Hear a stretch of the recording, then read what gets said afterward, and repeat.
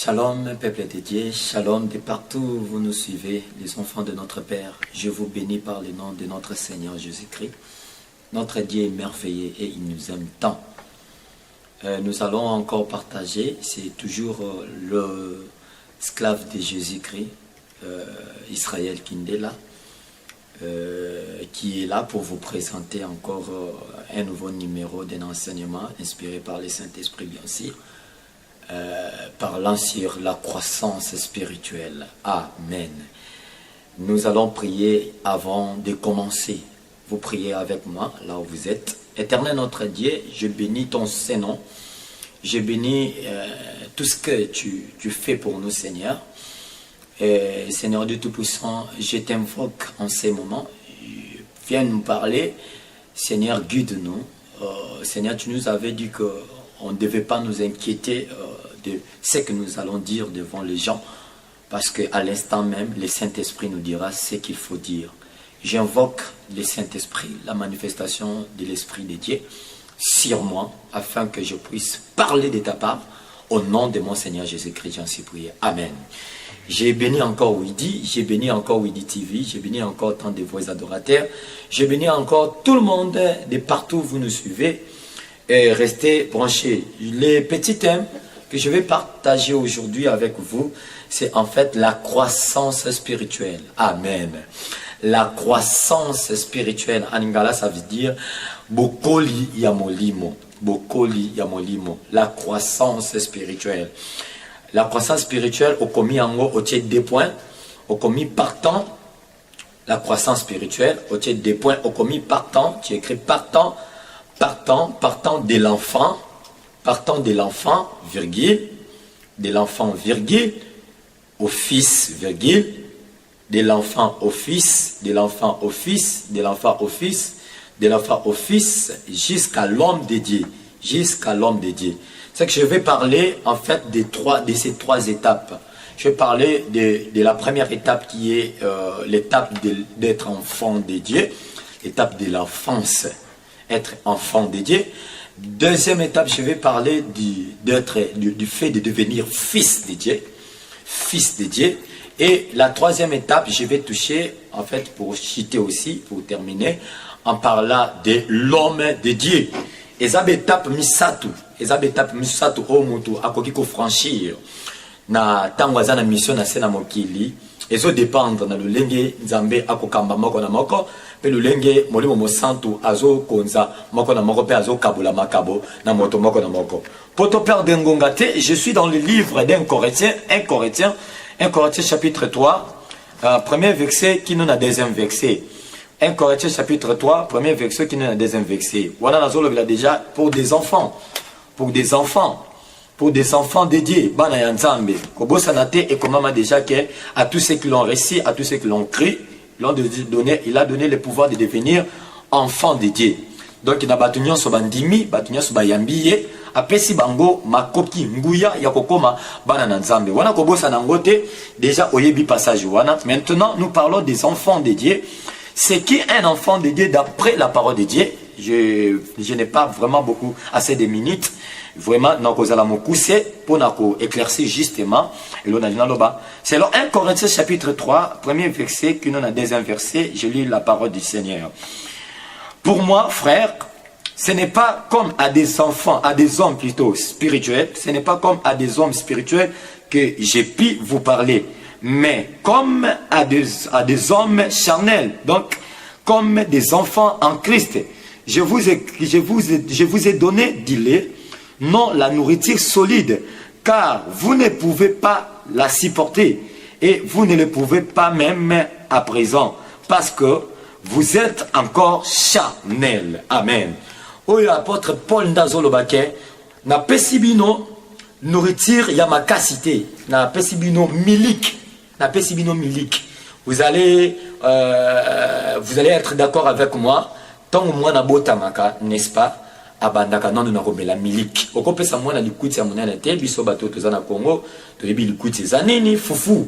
Donc okopesa mwana te farine, obalamba ya makasi soit pain de chikwang, okopesa ete biloko eza makasi parce que jusque là niveau na ye ya système digestif na ye eza non digestif na ye eza non makasi te donc okoko boma ye akoko sala pe constipation moko boye ememi pe na liwa d'où faut pesa ba biloko eza ya pete mutu tango botami na makambo nzambe ka quelqu'un né en Christ ndeboye azaka na posa amela miliki c'est ce qu'on appelle des affermissements de base. Il a besoin des affermissements de base. Donc, botamio ya mikolo lokola mokontipo mobikisi, ozana posa ba affermissement de base. Ba maté ya moko boye ba séance disali, il y a des pardons, il y a des Saint-Esprit, on va te parler de quoi, de la communion fraternelle etc. Donc, ba olobelo mo ba tem moko, oui, ezaka ya base pour que esimba foi na yo.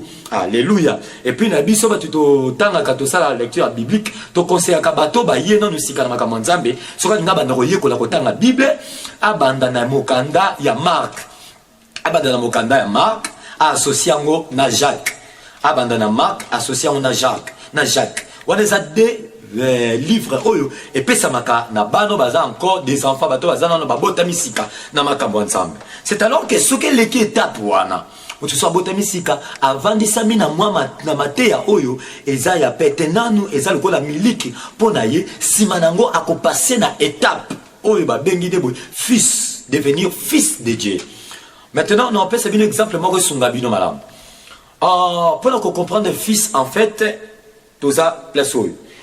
Tant to solo bela makambo tali fils de Dieu parce que okotanga ngo déjà préparé okotanga ngo na Romains chapitre 8 verset 19. Romains chapitre 8 verset 19. Wana oyeba makambo tali être fils devenir fils de Dieu. Ce qui mokonzi na kalezala kiboy. Ce qui mokonzi un roi azana mwana na ye oyo ako succéder kai un jour na royauté. Suivez-moi très bien. Mwana wana azana posa ya encadrement. Ako confier pas homme sage moko. Azana confiance na ye, il va lui laisser entre ses mains. Ake de quoi encadrer. Wana abengaye aoyebisa ye prend mon enfant et encadre-le. Accueilli quoi encadrer prince.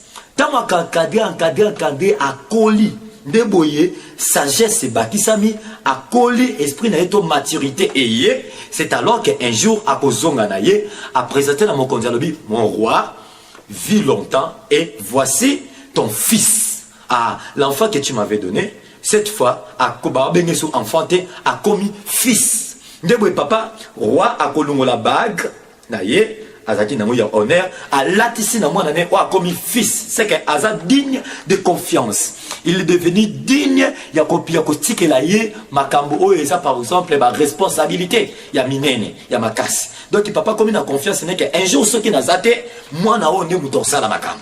C'est aussi de même na makambo ya nzambe na kosela nzambe za kabongo tango leki na nourriture ndeboy ko eza ya lait ou plutôt oleki na lait oya siko na nourriture oyo eza un peu apaisé par rapport ya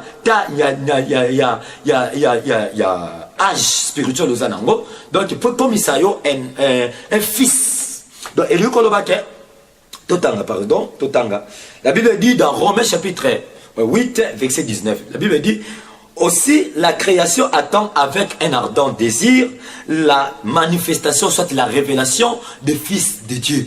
Mokili ezozelana posa makasi bimoniseli ya banana nzambe ba oba komisiko ba fils. Donc ba oba koli katina bonzambe. Ozomona kesiko yo mutu aya ya bikolo lokola mokonzi pe mobikisi. Azuinde boye ba fermissement de base, oui commissaire enfant de Dieu, aleki n'étape ya le aye siko koko makolia biloko eza mapete ndenge moko bébé soka botami ba bandaye na miliki après miliki et comme maman moko ba poto voilà wana nde siko étape ya koma fils. Donc on dit que ba poto comme on lève ba poto pe moi foufou ba laissez moi foufou moi farine.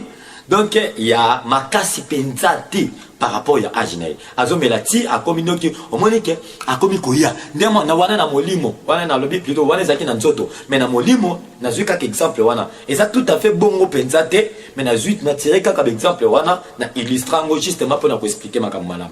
Donc ton muta comme fils de Dieu nzambe akokisika ko confier ye makambo. C'est que à quoi qu'on servir dans la église. Est-ce que tu peux dire amen?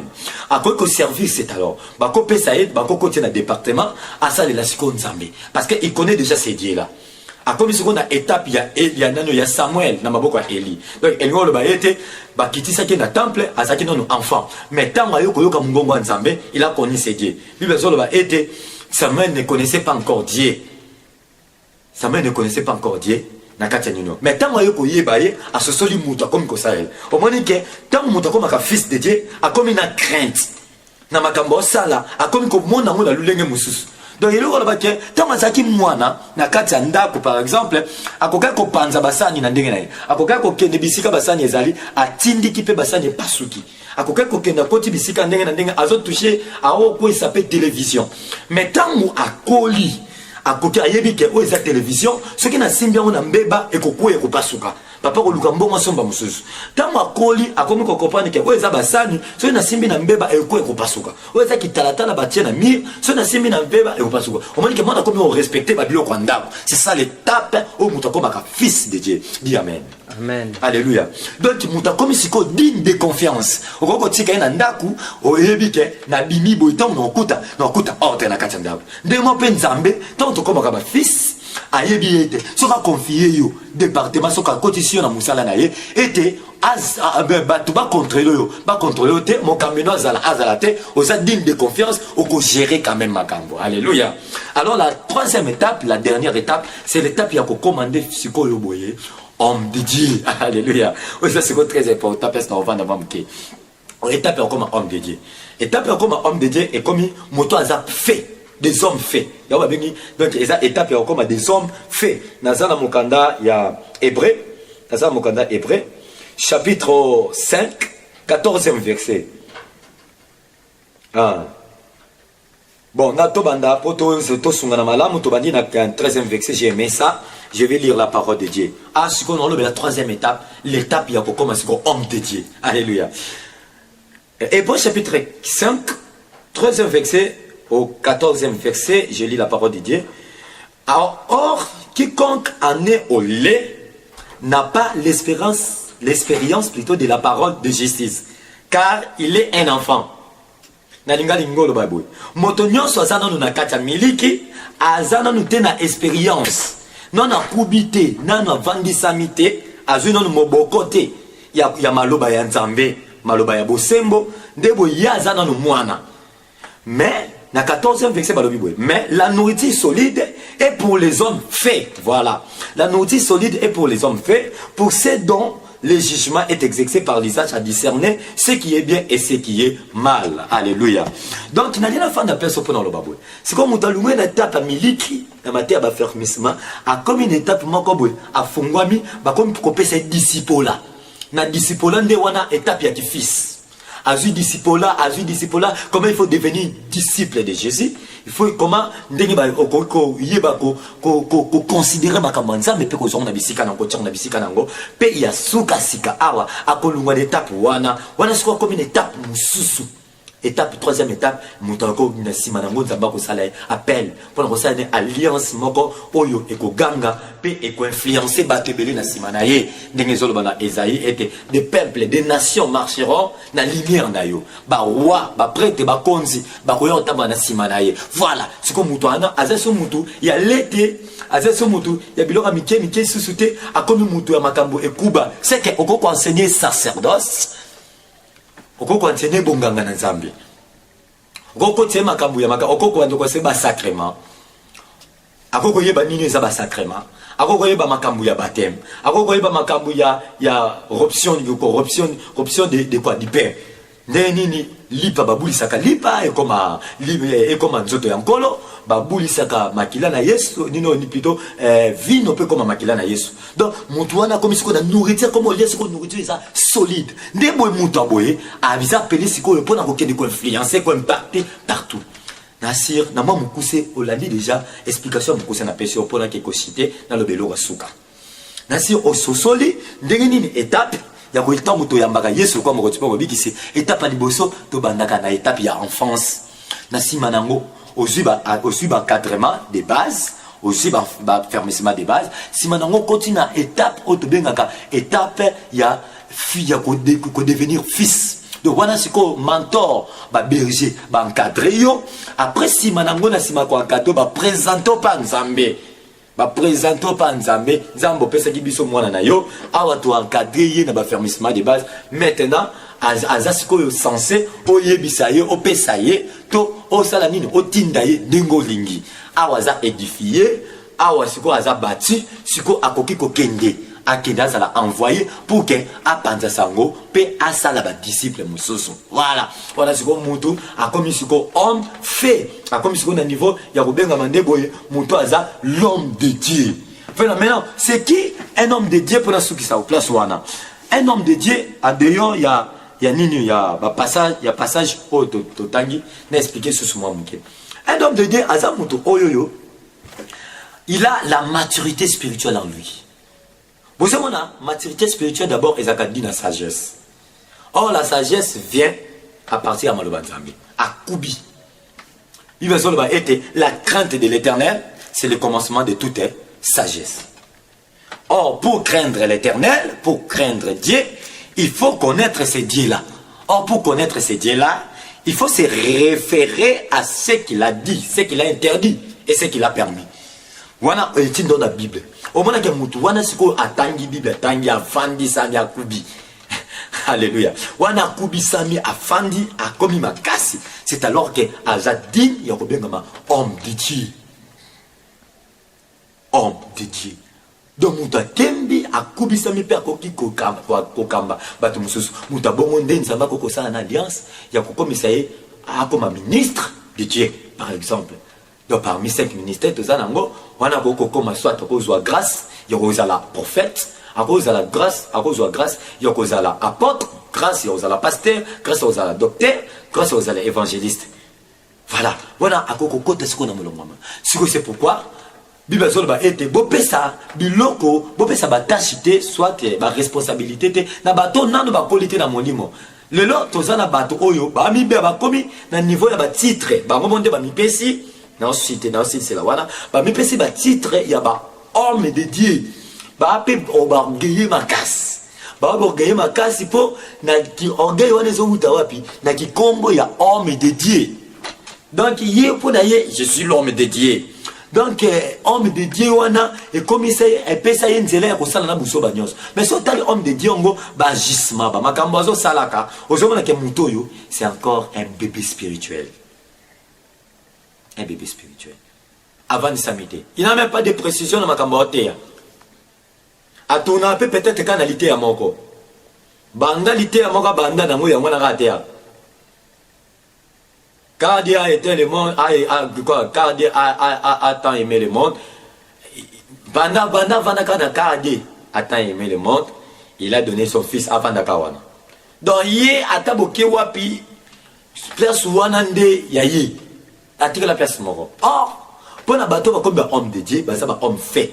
C'est que, à quoi parcourir Biblia, à quoi l'umwana Torah, à citer, à y a un prophète, à citer, à y a un livre poétique. Donc, à quoi kende, à tamboli, à l'évangile, à tamboli, à l'épître, à tamboli. Donc, vous sentez que, à équilibré, très bien équipé, à bien armé, à tu peux, à dit, c'est pourquoi nous devons faire très attention. Nakati babiloko misato. Tant toyoki yango koyeba ko sosola. Yo momi eba o sosola. Wana étape nini? Eza malamu. Donc ba ope bakambaka. Toyeba ko sosola malamu bato tozo kamba. Moto na mutu azana bisikani. Nzamba lola amona moto nyonso. Bokonzi na nzambe evanisa makati na biso. Mais pour le moment, ce que ça cause la fière au-dessus de tout ça. S'il faut être fier de quelque chose, soit d'un titre, titre Eza, bien aimé, Eza titre Yakobenga Mandeboy, enfant de Dieu. Comment dit qu'ils ont dit sur les choses? Enfant de Dieu, enfant de Dieu, enfant de Dieu. Parce que Eza a pouvoir, mon konzamba libéraka, pour que mouton comme enfant de Dieu, lorsque à croire, lorsque à yambi le kola mon konzipa mon bikisi, Nkolo Yesu Christo. Maintenant, l'homme de Dieu, bah homme de Dieu, oh bah ça l'a brisé, oh bah les qui n'avaient pas promis ça tout, bah c'est réjouissaka des hommes de Dieu, mais bah c'est réjouissaka plutôt pour bah Benjamin Deboui, bah esclave de Jésus-Christ de Nazareth. Le lieu comme il passe pour le comme ça dans Zambé, à tout à tout là le baguette, je suis l'esclave, Nazam Oumbo Nankolo. Et là on va beaucoup te souhaiter. Si on se présenter, oh quand se présenter que Nazam Oumbo Nankolo est. Moumbo Yesu. Moumbo est esclave de Jésus le maraté. Donc bah bombango, bah comment on va et comment sonner ma vie. Mais moi personnellement Israël, je suis fier d'être appelé esclave de Jésus-Christ de Nazareth. Et ça la partage à moto nyonso la linga. Nzamba pambola moto nyonso, nzamba pambola Widi, nzamba pambola papa Henri Lumbi, nzamba pambola batu nyonso balandi biso, nzamba pambola mama Choupinu. Donc nzamba pambola depuis France. Nzamba pambola batu nyonso balandinga Joli Kindela, famille Kindela Mobimba, ya Fidèle Kindela, pasteur Fidèle plutôt Kindela. Donc nzamba pambola batu nyonso Widi TV, donc mosala tozo sala na kati ya évangélisation, ya ba âme de près et de loin, surtout de loin parce que toza des plateformes et évangélisation. Nzamba pambola batu nyonso balandinga eke bolamu na nzambe pe bokonzi na nzambe ezwa na mitema ya batu nyonso oyo batiango na bisika na mitema na bango pe bakososola ngo malamu pe kolakisa ngo na bato mususu au nom de Jésus. Amen. Amen.